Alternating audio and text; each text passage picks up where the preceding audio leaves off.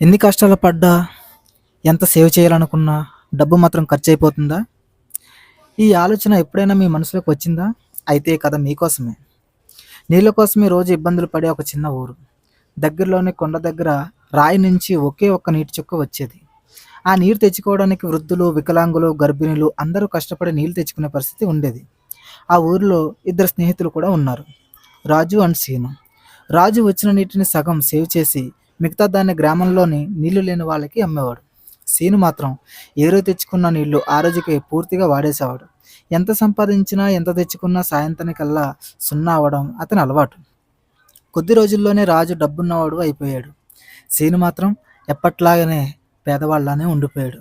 ఈ కథ మన జీవితానికి ఒక పరమార్థం లాంటిది.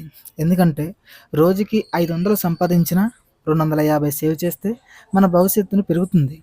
కానీ సీన్‌లాగే అన్నీ ఖర్చు చేస్తే ఎంత సంపాదించినా మన జీవితం ఎప్పటికీ మారదు.